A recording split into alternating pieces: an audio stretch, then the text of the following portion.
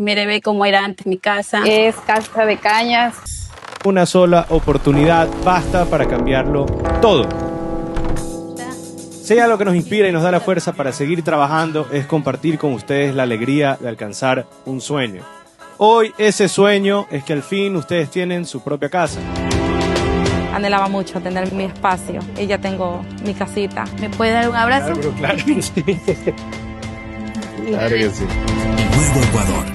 Sería vacancísimo, ya uno se ahorra tiempo. La vía Baeza-Narupa-Huataraco-Coca ya está siendo atendida. Son más de 182 kilómetros que conectan la sierra con la Amazonía ecuatoriana. 573 millones de dólares en inversión. Otra obra de Daniel Noboa. Hola, ¿qué tal amigos del Dato? Nos encontramos en otro de nuestros programas Termómetro Político y el día de hoy estoy con un invitado especial, Juan Carlos Rojas, quien es asambleísta por Quito y también director del Observatorio de Participación Ciudadana y Control Electoral. Juan Carlos, ¿cómo estás? Bienvenido. Investigador e historiador, que por ahí también vamos a empezar. Muy bien, gustoso estar contigo nuevamente. Claro que sí, bueno, para nosotros es un gusto que nos acompañes y también pues topar estos temas que están un poquito álgidos en estos días del CNE, pues se adelantan las elecciones, ya no va a ser en el 2027, sino en este año, en el mes de noviembre. ¿Es legal cambiar el tema de las elecciones? Bueno, lo lógico hubiese sido que se mantenga el mismo 2027. Más que legal es la parte legítima. ¿Qué tan legítimo es? Sobre todo porque ciertos movimientos políticos están todavía no consolidados, algunos están armando las carpetas, tú conoces mejor que yo cómo se va estructurando, y ahora prácticamente solo tienen hasta mayo para poder tener todo el paquete listo. La revisión junio, julio y se acabó. Antes estaba previsto recién para agosto, etcétera, ¿no? Entonces esto ha cambiado ya. Hay un movimiento político, sin duda, un impacto que esto tiene en las elecciones. Veremos el tema de clima, ya vamos a conversar posterior a ello, ahora solamente la parte política. Creo que de los movimientos nacionales que están consolidados, bueno, también a última hora, recordemos las primarias, que es un tema importante realizarlo, y posterior a ello también poder identificar cuáles son los cuadros y los perfiles, ¿no? También tenemos muy claro que muchos movimientos políticos también son de alquiler, y ese es otro problema también, porque estarán buscando en este momento pescar a río revuelto, y que muchos candidatos que tienen números propios, y eso tú y yo lo conocemos, gente que se lance con el partido que se lance, tiene números propios, ellos son los que están tratando de captar estos movimientos locales, ya sea en el caso de como estas son elecciones seccionales, sin duda en los cantones, las provincias y los movimientos nacionales que tratarán pues de ir abarcando este tipo de escenario. En este punto, bueno, vemos a un partido, en este caso la Revolución Ciudadana, que ha dicho que esto pues les afecta a ellos directamente. A su vez, pues se ha visto más el tema del reclamo, pero habla el presidente de que ellos tienen su grupo fuerte justamente en la costa ecuatoriana y que por este tema de lo que se adelantan las elecciones es justamente por el fenómeno del niño que afectaría a ese tipo de votantes. ¿Qué puedes contarnos por eso? Bueno, en el tema de la Revolución Ciudadana es algo complejo porque al momento el partido está suspendido, no eliminado como en algunos medios sale, está suspendido por unos meses y seguramente para noviembre, diciembre estará nuevamente habilitado el partido. Para la época, si se sostiene esto, porque recordemos que la Corte Constitucional ya abocó conocimiento, ellos dictaminarán seguramente en los próximos días cuál es la resolución. Para la época pueden estar habilitados, sin embargo ya habrá pasado el proceso de elecciones, ¿no? Habría que ver realmente si esto es una jugada, estrategia política de alguno de los sectores o realmente esto sigue la causal, ¿no? Jurídica de ello. Escuchaba a Noboa con mucho detenimiento, me parece que el día de ayer yo en un medio de comunicación hablaba del tema. Él sostiene que tuvo una información por parte del INAMI y de la Secretaría de Gestión de Riesgos. Yo acabo de ver en la mañana tuvimos una reunión allá con la Secretaría de Riesgos justamente se topó estos temas. Y bueno, el director renunció hace unos días, justo el día que salió la resolución, y Noboa decía que la alerta es tanto de él como de un artículo de New York Times, en el cual se habla del 72.8% de probabilidades de que el 2027 el fenómeno del niño tenga una parte muy colateral, sobre todo en las costas ecuatorianas, algo de repercusiones en Perú y Colombia. Sin embargo, se había manifestado por parte de este artículo, me di el tiempo de leerlo, y en los ápices de este artículo indicaba de que sobre todo en las zonas costeras de lo que sería Esmeralda, Santa Elena, Guayas, Manabí, habría una afectación bastante fuerte por las corrientes, sobre todo la del Niño, y sobre todo por algunos alcances que tiene meteorológicos. Entonces, ¿a qué se refiere esto? Es la información que se emitió. Pero quiero recordar también algo. El 8 de abril del año 2025, el Consejo Nacional Electoral abocó conocimiento, mira que hace un año exactamente, sobre 10 recintos electorales que para la época fueron cambiados. O sea, estamos hablando hace un año atrás de 6 provincias: Cotopaxi, Manabí, Guayas, Zamora, Chinchipe, Morona, Santiago. Se cambiaron esto, y sobre todo en Cotopaxi, que era Sicchos, se modificaron 7 puntos, en Manabí se modificaron 11 puntos, entonces, pero no se cambiaron las elecciones, tengo que decirlo con mucha sinceridad también, fueron modificados los recintos. ¿Por qué? Porque se alertó a tiempo. En el Ecuador, pues, el año anterior, que fueron las elecciones, pues bueno, tuvo algunas movidas de última hora por tema climático. Para serte exacto, fueron 7 recintos inicialmente en la primera vuelta y fueron 9 recintos en la segunda vuelta los que fueron modificados, distintos a los que te cuento ahora.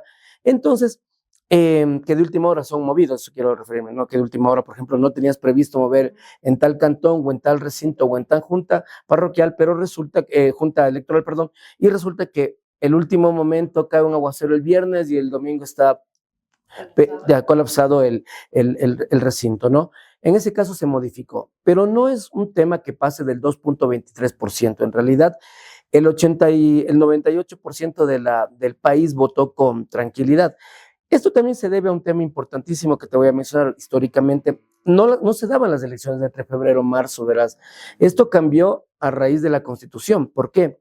Recordemos, amigos, amigas, que cuando se instauró, volvimos a la democracia en el 79, las elecciones estaban entre mayo. De hecho, la elección que gana el señor Jaime Roldoso Aguilera la gana el 27 de mayo, un domingo, y de ahí han sido las elecciones de entre mayo, junio y máximo julio. Porque la elección, tú recordarás, para la época, tanto seccionales, diputados o presidenciables, se posesionaban el 10 de agosto de cada año.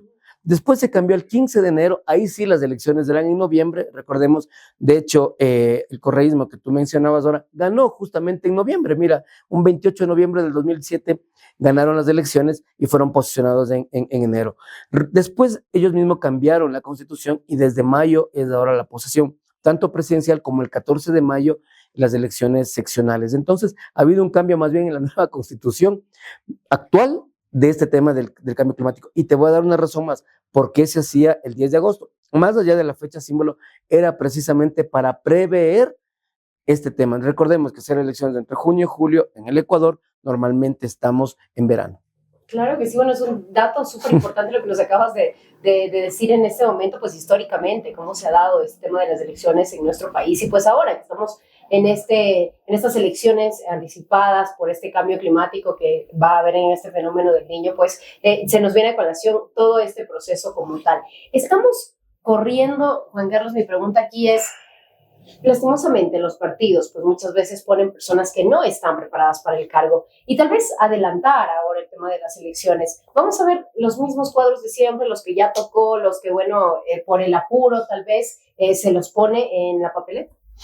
Mira, esto no va a cambiar ni con el fenómeno del Niño, de la niña de Humboldt, ni de nada. Esto realmente es como lo mencionaba, lamentablemente todavía nos falta mucho educación política en el país. Sin duda los partidos políticos también lo conocemos, se debe mucho a este presupuesto partidista que se entrega a los partidos, que no necesariamente se dedican a la formación. Por eso ya tuvieras buenos cuadros, pues si la formación política fuera 4 años antes, no esperarías al último mes para estar buscando cuadros. Nos ha pasado a todos que faltando semanas o meses empiezan a llamarte por teléfono, todo, y yo siempre pregunto a los partidos políticos, amigos, pero tu partido tiene tantos años de historia, estás hablando con un historiador, tu partido tiene tanta trayectoria, historia, muchos partidos han puesto presidentes de la República, ¿cómo es posible que faltando un mes, faltando días, están buscando desesperadamente cambiar o te llaman, tienes cualquier persona, no importa el relleno?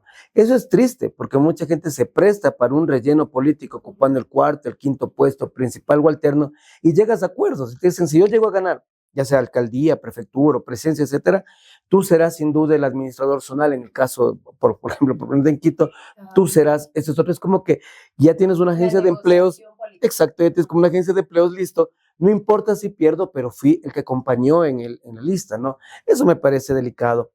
Yo creo que la formación política, por algo tienes un recurso que te designa el Estado, tienes lineamientos muy claros con el Código de la Democracia, la nueva ley de participación ciudadana, y no se...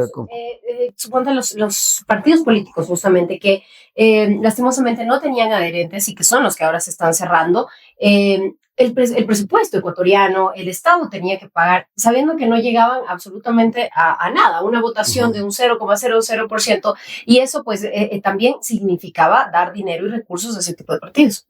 Este fondo partidista, sin duda, yo creo que la mayoría de los ecuatorianos anhelaban que eso sea retirado.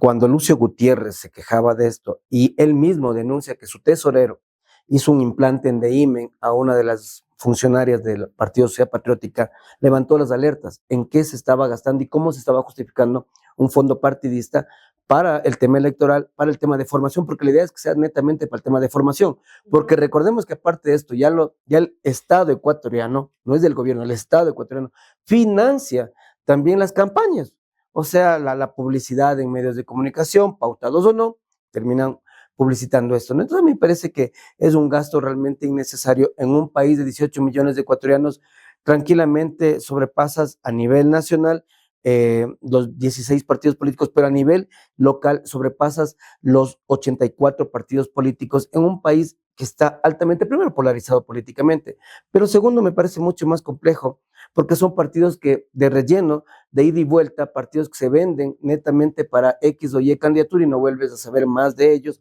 Ahora mismo que están en una polémica, Unidad Popular construye, pero bueno, vamos a ver también cuál fue la votación, 0.6, 0.8, no llegas ni a 1%, entonces careces no solo de una representatividad, sino también careces del respaldo. Alguien dice, pero tenemos 265,000 afiliados. Claro que puedes tener 265,000 afiliados, pero es en el papel. Pero ya cuando vamos al papel real, que es el papel de la urna, la votación no refleja esto.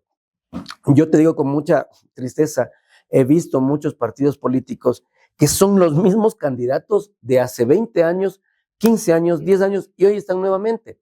Se han lanzado a todo, a presidente, alcaldes, prefectos, concejales, consejeros de participación, se lanzan a todo y no ganan absolutamente nada, ¿no? Entonces a mí me parece que ese tipo de cosas sí tiene que ser normado también. Si bien es cierto, vivir en democracia es que tú puedes postularte las veces que consideres, reelegirte, bueno, en esta vez al menos 2 ocasiones, porque recordemos que antes casi se aprueba el tema de una reelección indefinida, pero sí me parece delicado el hecho de que no haya procesos de formación política, no haya procesos de inversión en sus propios militantes, y no es inversión de comida, ni viajes, ni transportes, sino cosas reales. Sin duda que no se pudo dar. La Constitución pues te dice que tú puedes, después de 18 años, puedes ser candidato como tal. Y ese es un serio problema. Mira que ahora mismo discutíamos, el fin de semana estábamos con la Asamblea Plurinacional debatiendo justo este tema. ¿Qué pasa? La gente dice, no, pero es que pedirnos un tercer nivel nos parece terrible porque no sé qué. A mí me parece adecuado. O sea, sí, si bien es cierto, lo académico no demuestra la honestidad, la transparencia, el trabajo, el servicio y sobre todo la ética política que debes tener para ejercer un cargo popular al cual está siendo designado bajo elección, pero eso no quita de que, oye, al menos elevas el nivel, ¿no es cierto? Un poco, y no esperas que sean tus asesores o asistentes los que te den resolviendo, y es triste ver gente con una hoja leyendo y hagan tu trabajo como tal. Finalmente, yo en este caso, sí te digo, creo que también es un llamado de atención a los movimientos políticos también, ¿no? A no esperar a última hora, a que, o sea, si bien es cierto esto del cambio de fecha, de pronto es un cálculo político más que meteorológico, pero ese es un tema que también hay que profundizar en otros detalles más importantes, qué es lo que está pasando realmente con la formación interna de los partidos políticos, qué es lo que está sucediendo con los candidatos que van a ser, se ha hecho una revisión, inclusive no solamente de 18 años que gozan los derechos políticos, vamos un poco más atrás. ¿Cuál es la probidad que tienes frente a ello, no?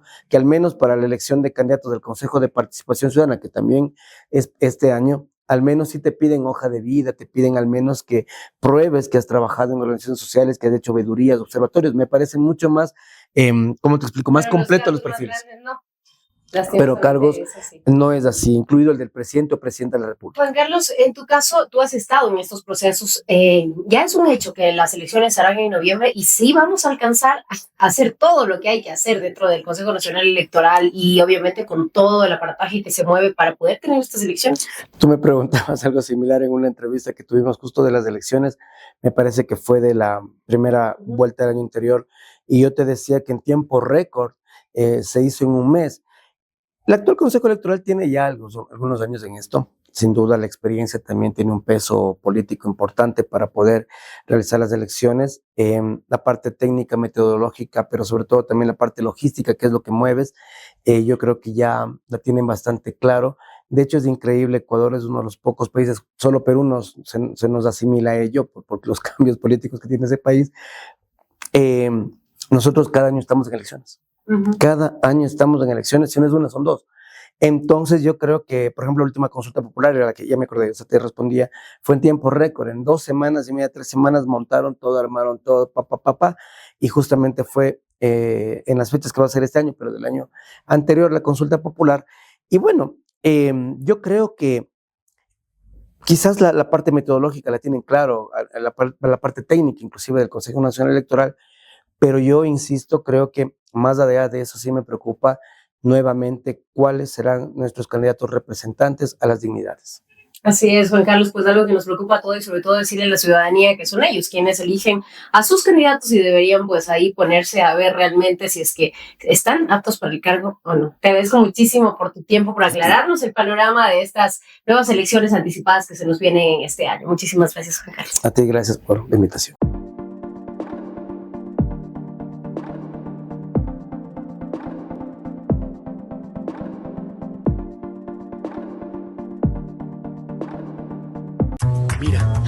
Oye, amor, pero está bien bajito. Sí, ¿verdad? Está bien poquito. Escuché que está chiquito. Sí, está súper chiquito. Sí, es el interés más bajo de la historia, al 2,99%. Así como lo escuchaste, el gobierno del presidente Daniel Noboa ofrece la tasa de interés más baja de la historia. Plan Credicasa del BIES, al 2,99% de interés. Conoce más en www.bies.fin.es. Tu casa con una tasa que alcanza.